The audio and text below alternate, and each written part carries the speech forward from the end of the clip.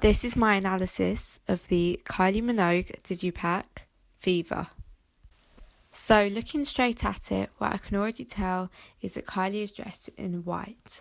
White represents innocence, making her seem innocent. However, the way that she is standing, so her body language and the things that she is dressed in, suggests that she is confident.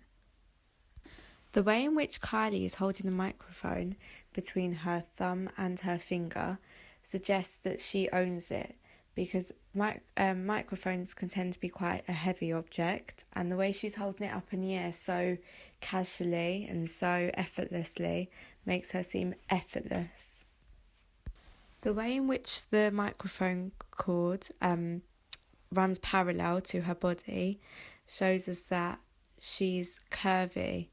It emphasises her curviness compared to something that's very much straight. This can be a very feminine look and make her appear more sexy. On the third page inside the digipak, there is an image of Kylie smiling with headphones on. This image makes her appear as if she's listening to her own music, and the fact that she's smiling, her hair's blowing, it looks very carefree and fun, and I think this represents what her music is about, and the fact that looks like she's listening to her own music and she's enjoying it really tells the audience that it's not going to be a serious album, it's going to be a fun and free album. The lines that run across the page resemble like a censorship line. Although it runs within the pattern of the digipak, it could come across that might be a bit of a sexual nature, because lines across an image may look as if it's censored.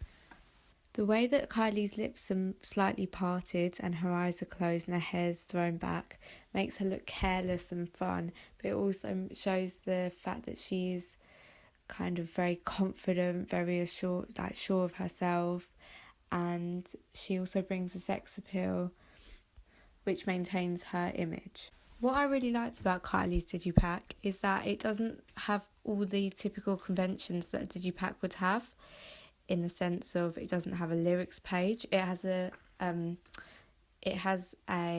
note saying where you can find the lyrics.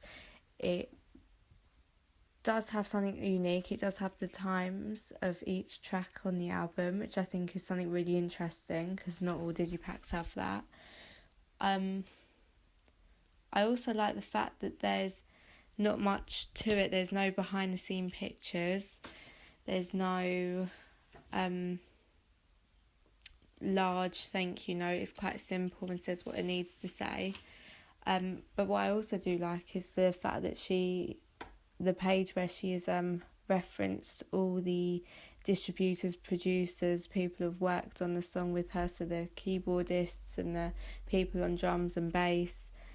I think that brings a really interesting aspect, because then people can research these people and find out more about them. So I think this, much like Kylie, it doesn't give too much away, but it gives enough and a lot away, and that's very interesting, especially because of her image.